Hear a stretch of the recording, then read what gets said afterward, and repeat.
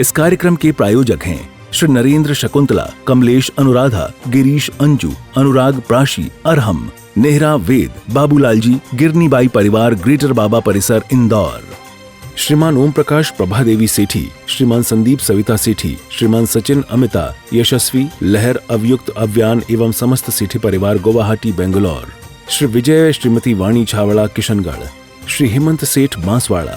श्रीमती चंद्रकांता, श्री भरत, श्रीमती ऋतु जैन, इंदौर। मेरा नाम सचिन जैन है, वैभव नगर से आया हूँ।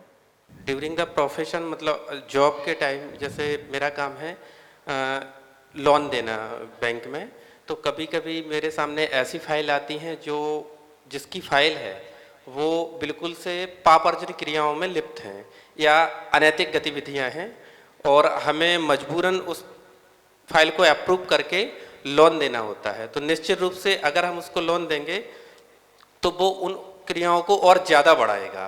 तो क्या हम भी उसमें पाप के भागीदार हैं या फिर ये उद्योग या आरंभी हिंसा में आएगा, और अगर हम पाप के भागीदार हैं तो हम इससे कैसे बच सकते हैं? देखें, हिंसाओं के जो अपने नाम गिनाए हैं, आरंभिक उद्यमिक हिंसा, तो ये हम स्वयं किए हैं कि हम स्वयं को आरंभ करते हैं, उद्यम करते हैं, तो उसमें जो हिंसाएं होती है उस हिंसा से हमको पाप की मात्रा कम लगती है थोड़ी सी, क्योंकि हमारा त्याग नहीं है।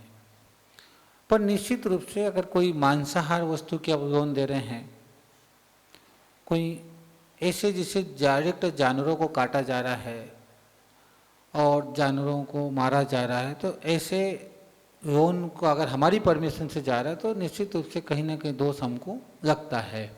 इससे लगता है क्योंकि हम अगर परमिशन नहीं देते तो लोन शायद पास नहीं होता। अब बात उसमें यह भी है, शास्त्रोक्त तो बिल्कुल पाप का कारण है, शास्त्र से देखा जाए तो पाप का कारण है और निश्चित रूप से उसमें हमको पाप लगेगा। अब बचने का उपाय जहाँ तक हम उस बार करें तो दो उपाय हैं। एक तो है कि हम तो जॉब छोड़ दें पहले तो, और जॉब नहीं छोड़ पा रहे हैं तो जो लोन ले रहा है उसको एक बार समझाने का पुरुषार्थ करेगा, भाई इसमें क्या पड़ा है, हम दूसरा काम कर सकते हैं, दूसरा भी करते हैं, जीव की हिंसा होती है और ये वो करके हम उसको छोड़ दें। अब मजबूरी है तो जॉब करना ही पड़ेगा, और हम अगर जॉब छोड़ने की स्थिति में है और दूसरी जॉब करने को हमको मिलने को है तो जॉब छोड़ना चाहिए। अब व्यवहार की दृष्टि से हम देखें तो बहुत सारी चीज़ें ऐसी हैं जिसमें हमको दोष लग रहा है।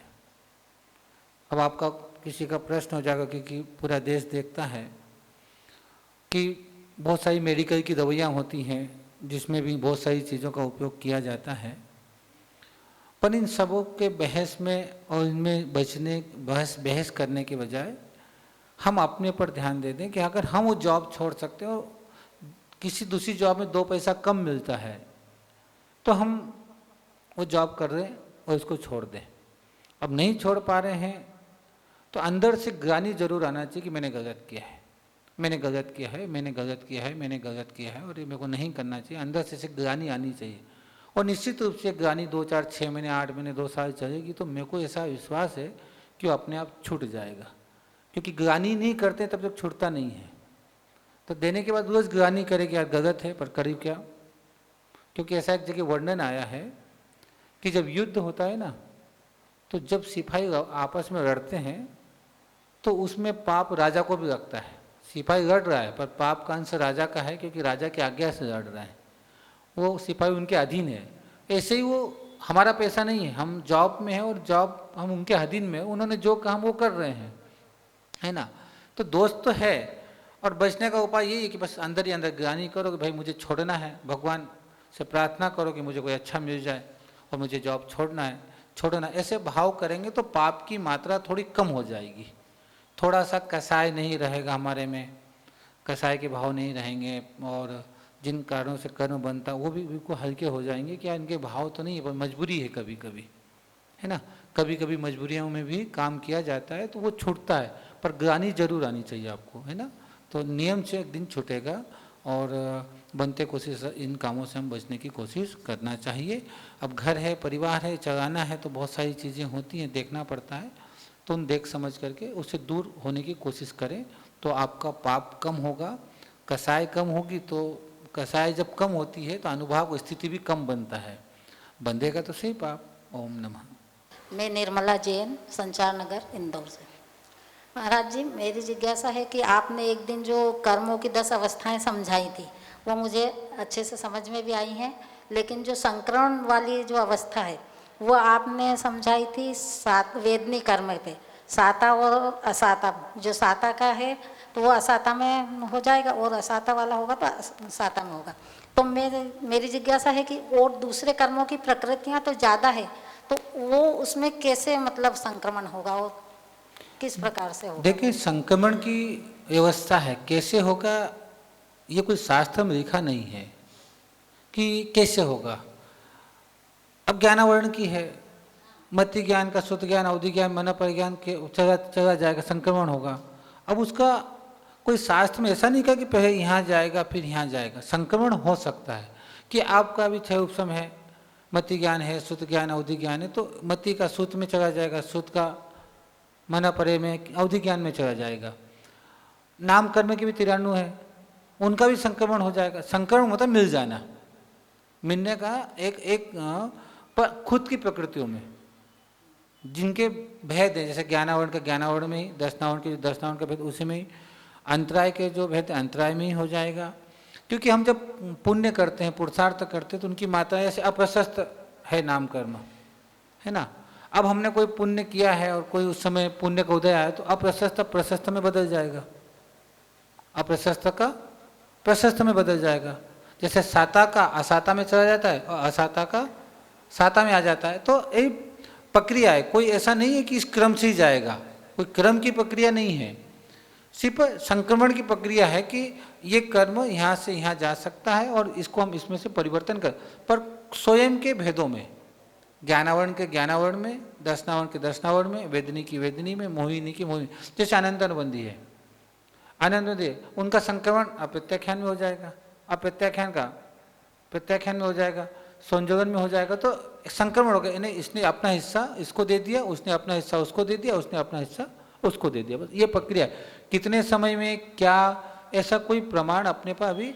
अगर बात करें सिर्फ अंतर्मुहूर्त की, हम 7वें गुणस्थान की बात करें, अंतर्मुहूर्त समय 8वें का अंतर्मुहूर्त है, 9वें का अंतर्मुहूर्त है, 10वें का अंतर्मुहूर्त है, तो उतने में होना है। जब भी जिस गुणस्थान का जो समय है उतने समय में उसको संक्रमण करना है। अगर संक्रमण कर रहा है तो, और नहीं कर रहा है तो कोई बात है ही नहीं। ओम नमः। नमोस्तु महाराज जी, मेरा नाम ज्योति पाटनी, गुमाश्ता नगर से।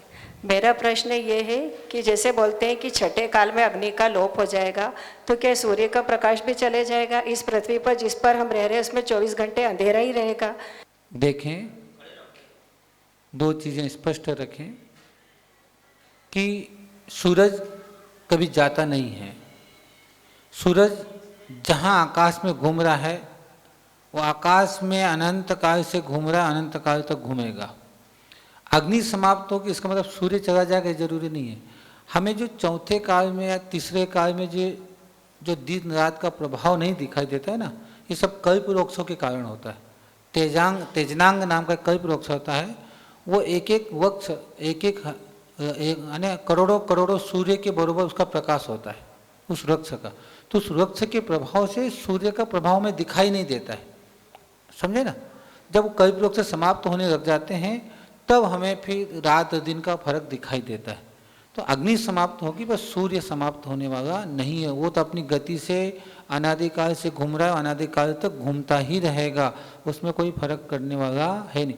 सिर्फ पृथ्वी की जो पंच तत्व हैं इनमें जरूर परिवर्तन होता है कि पृथ्वी फटती है, लावा निकलता है, पहाड़ नदियाँ समाप्त हो जाती हैं। ये जो 7 दिन तक कुरोष्ठी और 7 दिन तक सूरोष्ठी होगी, वो सब इसमें पृथ्वी का परिवर्तन होता है। यानी अवसर्पणी से उसमें हम जब जाने की वो करेंगे तब ये सारी व्यवस्थाएं हमारी होती हैं। और उसी समय 10 दिन तक ऐसी होती हैं, यानी 96 दिन तक होती है, हाँ 49 दिन तक होती है। तो वो 49 दिन तक जब होगी और 49 दिन सूर्याष्टमी और 49 दिन ये, तो ये इनका सब परिवर्तन होता है, बस सूर्य का कुछ भी होने वाला नहीं। सूर्य दिखाई नहीं देता है भोगभूमि के समय, क्योंकि कल्प वृक्ष होते हैं। एक कल्प वृक्ष तेजनांग नाम का जो कल्प वृक्ष था, एक वृक्ष करोड़ों सूर्य के बराबर प्रकाश देता है। कितने? तो उस सूर्य के उस तेजनांग नाम के वृक्ष के कारण हमें सूर्य का प्रकाश दिखाई नहीं देता है। पर जैसे जैसे सूर्य वृक्ष कम होते जाते हैं तो सूर्य का प्रकाश अपने आप हमें दिखाई देने लगता है। इससे अग्नि समाप्त होगी, सूर्य समाप्त होने वाला नहीं है। मेरा नाम अनीता सेठिया, गुमाश्ता नगर इंदौर से। मुझे ये जिज्ञासा थी कि महाराज जी, धर्मात्मा जीव और पुण्यात्मा जीव की क्या क्या विशेषताएं हैं, उनके क्या लक्षण हैं, ताकि सब लोग बोलते हैं कि ये तो बहुत धर्मात्मा है, ये बहुत पुण्यात्मा जीव है, इसके सब काम अपने आप अच्छे होते हैं। तो थोड़ा सा मुझे इसके बारे में जानना था महाराज जी। धर्मात्मा और पुण्यात्मा जीव। देखो, बाहर से तो हम बहुत सारे लक्षण आपको दिखा सकते हैं कि जो भगवान की पूजा करता है, अरहंत की पूजा करता है, गुरु को आहार देता है, शास्त्र का स्वाध्याय करता है, वो धर्मात्मा है। और पुण्य आत्मा ही ये सब काम कर पाता है।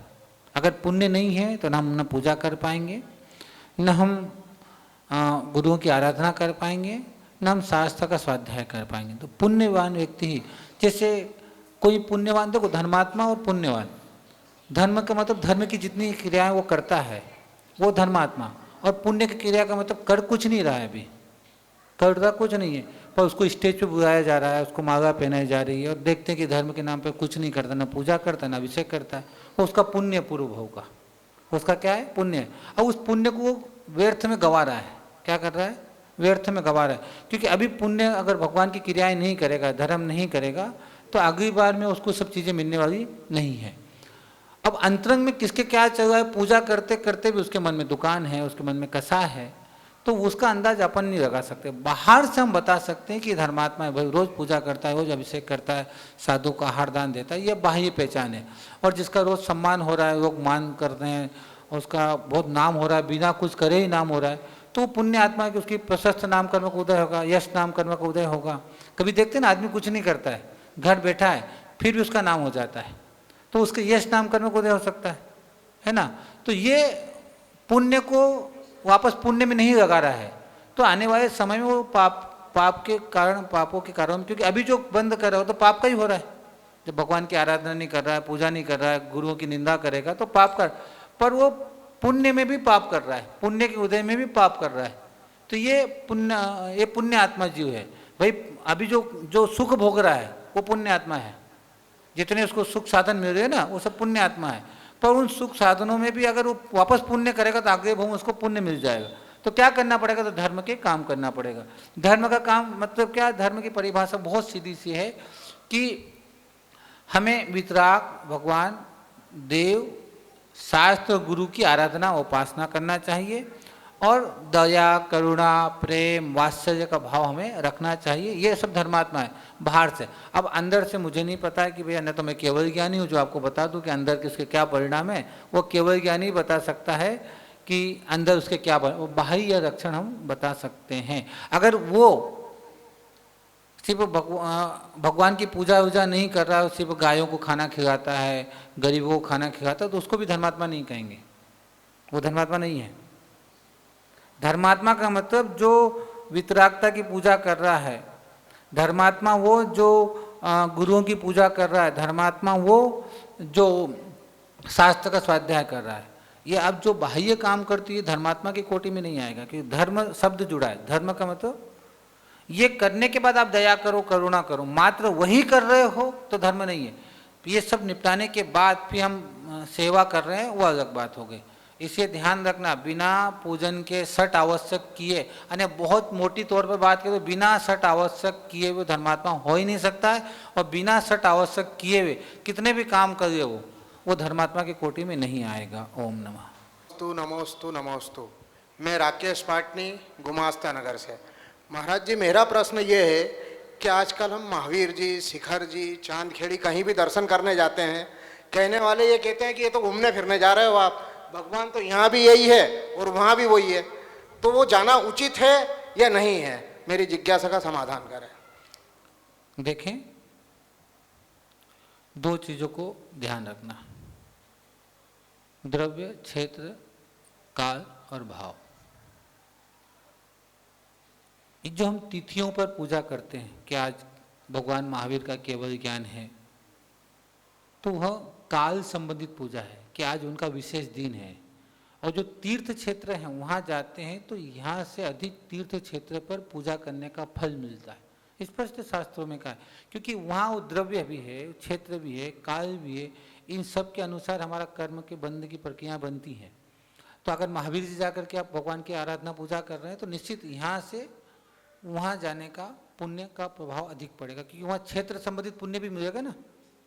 सिद्ध क्षेत्र पर जाके पूजा करो, अतिशय क्षेत्र पर जाके पूजा करो, उसका फल अलग मिलता है। आपकी भाषा में आपको समझा देता हूँ कि खाना खाने आप होटल में जाओ, ढाबे में जाओ और 5 स्टार में जाओ, क्या अंतर पड़ेगा?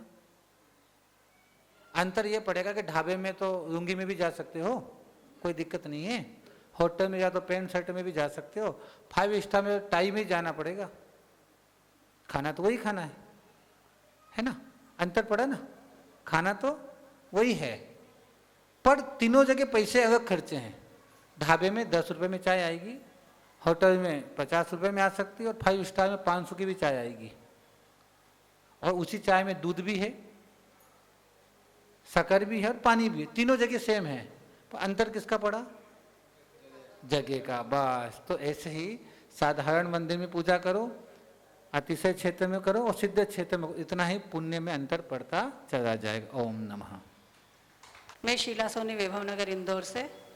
महाराज जी, मेरा प्रश्न ये है कि शरीर अस्वस्थ रहता है जब हम दवाई ले लेते हैं, लेकिन मन अस्वस्थ रहता है तो फिर हम उसका क्या करें? क्या दवाई है महाराज जी?